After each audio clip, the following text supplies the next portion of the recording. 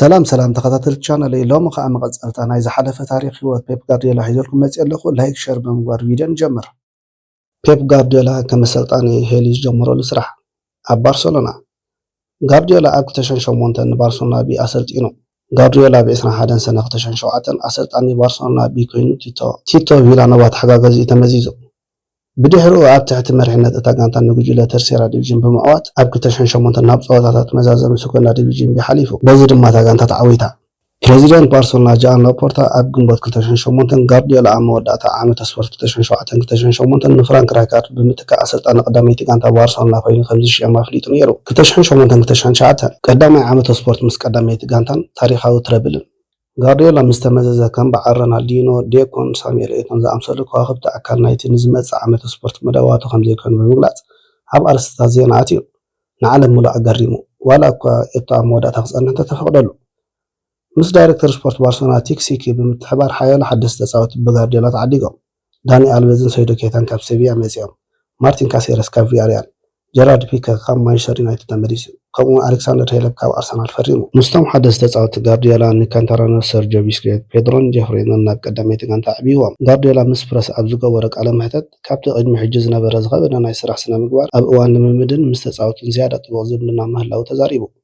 جارديولا كما سلطاننا مجمرتا تودادر صوتا اب سالساي مصاري زور چامبيون ليغ هي الجميرو بارسلونا امير اب استخايد قدما اجري نبولوندايت كلب ويسلا كراكو ببولص منقد 4-0 تعتا بدحرو اب كلا اجري 1-0 تسعيره انتخنا بدمر عوت 4-1 تعويتا كاب تحت واي ديفيجن سغرت نيمنشا ام مخفت مع تصوتا لا ليغا ختشن تشنشعت بارسلونا سيراتا دحرو غنتا كانتا نزل اسرا صوتا بزي سعرت بمخد او لا درجه تقميتا بارسلونا اب قدمت لا ليغا زنبره بوتا عقيبه دحر مصنع دحر 2006 بموادر ريال مدريد ب 14 غنبوت كتشنشعت ما فياريال تسعيره نفلما اوان وانጫ ليغا وحيسا اتا اقدس صوتا غن بخلته غنبوت برنابو ريال مدريد شو تسعرت اي وانጫ لا ليغا اب قدما عامه سبورت عويتو لا اقدم ب 13 غنبوت بارسلونا اب كتشنشعت كوبا دري تعويدا اب كتشنشعت ما بتخايد فصام كوبا دري ناتلتيكو بيل ب 4-1 تعتا اب فصام الشامبيون ليغ بارسلونا مانشستر يونايتد كتب 0 تعتا كم بمغوار دما اب حدا عامه سبورت وانጫ لا ليغا اسبانيا شامبيون ليغ وانጫ كلبات اوروبا 30 عوز عترت فالمايت اسبانياويت كلب كينا جارديولا مبساسن 7 عامه شامبيون ليغ عترت غانتا زسلطن زناس سلطن خوينو ابዛ 30 عامه استغنصفت لعامه سبورت اب تاريخا كابتن زبلص عامه سبورت اتا كلب تبايل يغلص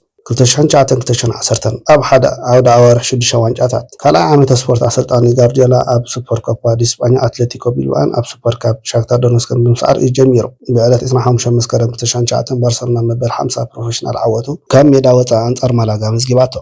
19 تحساس دما اب تاريخ نفلم وان شامبيون وانጫ عالم كلبات فيفا وينا زود دفيا جارديولا عامه سبورت بخبره وسن شدش وانጫታት ማለት لا ليغا اسبانيا كوبا دل شامبيون ليغ سوبر كاب اسبانيا سوبر كاب اوروبا وانጫ عالم كلباتن بمزغاب زازيمو اب تاريخ فارما يسلطان نز عوز يጨበጠ ኮይኑ اب ጥር 2010 ነቲ ቅድሚ ሕጂ ብጆሴፍ ሳሚቴር ዝነበረ ክብረ ወሰን ብምስባል ዝነውሕ ግዜ ኣብ ባርሰሎና ዘገልገለ እስጳኛዊ ኣሰልጣኒ ኮይኑ ክሳብ መወዳእታ ዓመተ ስፖርት 2011 ምስ ባርሰሎና ንክጸንሕ ናይ ሓደ ዓመት ውዕል ከነወተ ተሰማምዐ ኣብ ደካቲት 2010 ጋርዲዮላ ምስ ቀዳሚት ጋንታ ባርሰሎና መበል 100 ፀወታ ኣማሕዲሩ ክብረ ወሰን 71 ዓወት 19 ተማሃረ 10 ተስዕረት 242 ሸውተታት ተመዝጊቡ 76 ሸውተታት ድማ ኣንጻር ተመዝጊቡ ብዕለት 10 ሚያዝያ 2010 ኣብ ታሪኽ ባርሰሎና ንፈለማ እዋን ኣብ ኤል ክላሲኮ ሪያል ማድሪድ 4 ግዜ ተኸታታሊ ረትዩ ባርሰሎና ኣብ ቻምፒየን ሊግ 2009-2010 ናብ ፍርቂ ፍጻመ ክትበጽሕ ከላ ብድምር ብጆሴ ሞሪኖ ዝመርሓ ኢንተር ሚላን ግን 3-2 ተሰዒራ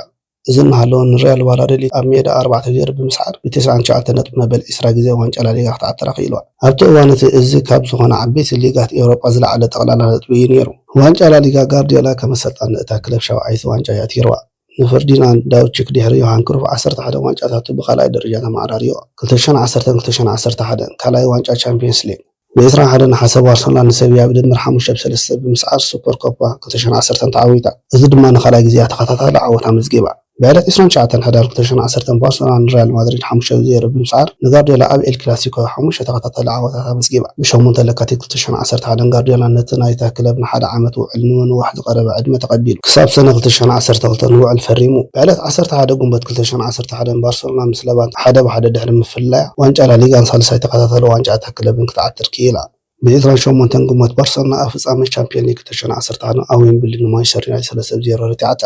2011-2012 ናይ መወዳእታ ዓመተ ስፖርት ፔፕ ኣብ ባርሰሎና እዚ ዓመተ ስፖርት ብዓወት ኣብ ልዕሊ ሪያል ማድሪድ ሱፐር ኮፓ ዲ እስጳኛ ይጀሚሩ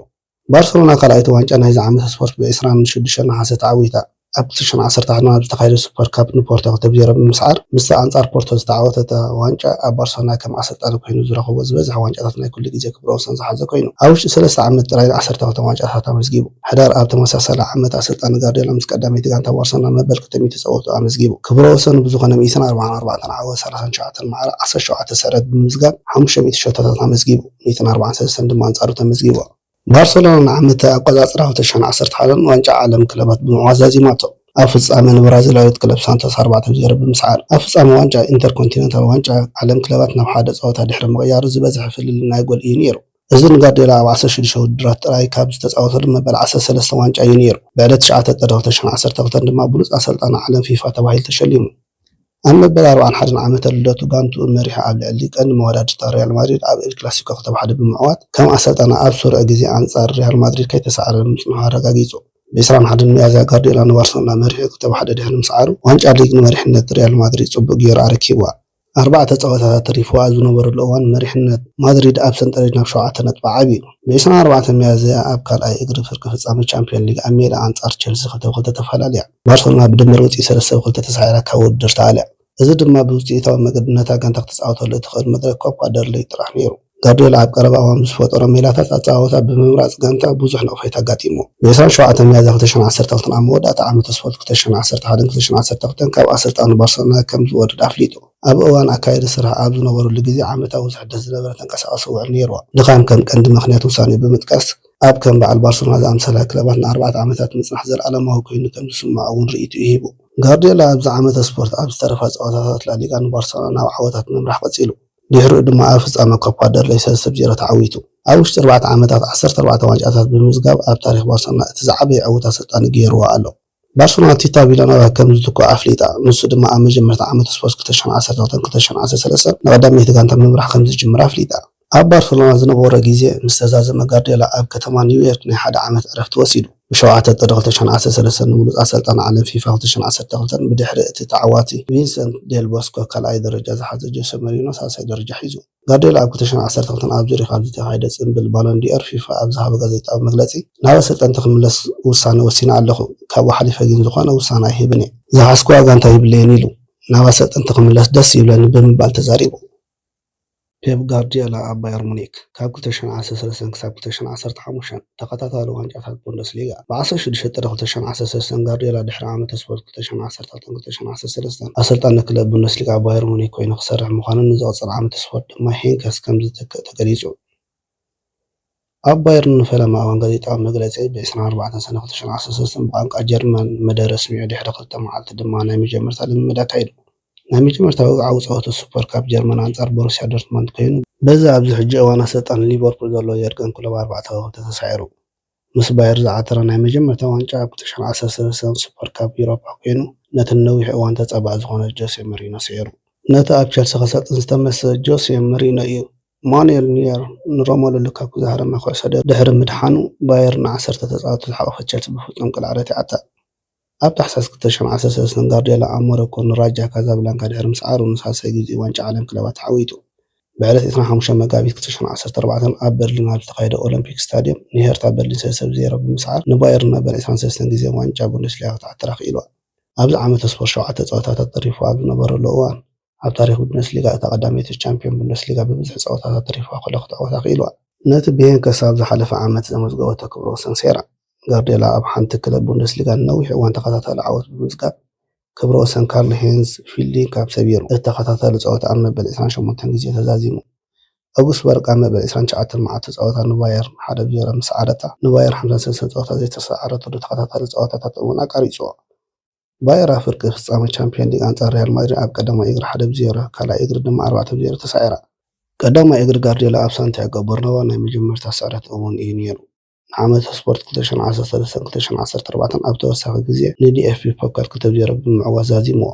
ኣብ ዓመተ ስፖርት 2014-2015 ባየር ሙኒክ ኣብ ሱፐር ካፕ ጀርመን ብቦሩሲያ ዶርትመንድ 2-0 ተሳዒራ። ብዕለት 11 መጋቢት 2015 ባየር ንሻክታር ዶነስክ 7-0 ብምስዓር ኣብ ታሪክ ቻምፒዮን ሊግ ዝገፍሕ ዓወት ኣማዕራርያ። ኣብ መበል 100 ፀወታ ጋርዲዮላ ከም ኣሰልጣኒ ባየር ንፖርቶ 6-0 ሰዒራታ። በዚ ዓወት ድማ ንባየር ንራብዓይ ግዜ ተኸታታሊ ፍርቂ ፍጻመ ቻምፒዮን ሊግ በፂሓ። بعد 28 ميادة 2015 بايرن ميونخ بفጹም ቅልዕ ካብ ዋንጫ ጀርመን ተባሪራ ኣብ ናይ መጀመርያ ተወዳዳሪ ፀወታ ምስ ባርሰሎና ባየር 3-0 ተሳዒራ ባየር ሙኒክ ኣብ ፀወታ ሾት ኦን ታርጌት ከይፈተነት ወፂያ ኣብ ህይወቱ ንመጀመርታ ግዜ 4 ተኸታተልቲ ስዕረት ብፍጹም ቅልዕ ሓዊሱ ስዕረት ኣመዝጊቡ 2015-2016 ካልኣይ ናይ ውሽጢ ሃገር ድርብ ናይ መወዳእታ ዓመተ ስፖርት ዓመተ ስፖርት 2015-2016 ካብ 1 ነሓሴ 2015 ጀሚሩ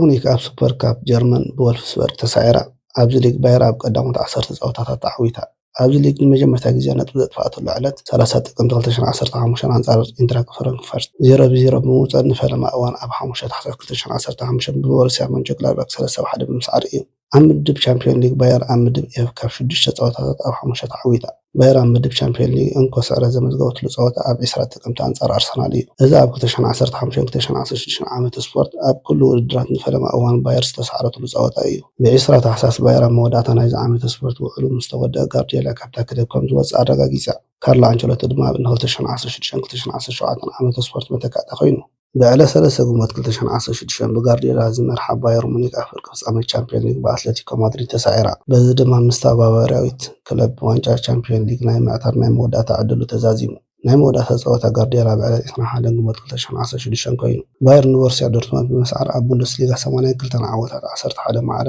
9 ስዕረት ብምዝጋብ ክብረ ወሰን ዛዚሙ ኣብ ዲኤፍቢ ፖካል 14 ዓወታት 3 ማዕረ ዝኾነ ስዕረት ከይመዝገበ ክብረ ወሰን ሒዙ ኣብ ቻምፒዮን ሊግ ኤሮፓ 23 ዓወታት 5 ማዕረ 8 ስዕረት ብምዝጋብ ክብረ ወሰን ዝሓዘ እዩ ብተወሳኺ ኣብ ዋንጫ ዓለም ክለባት ፊፋ ሱፐር ካፕ ጀርመን ብድምር 2 ዓወት 2 ማዕረ 2 ስዕረት ኣካይዱ ኣብ ዘይወግዓዊ ውድድራት ብድምር 6 ዓወት 1 ማዕረ 1 ስዕረት ድማ ኣካይዳ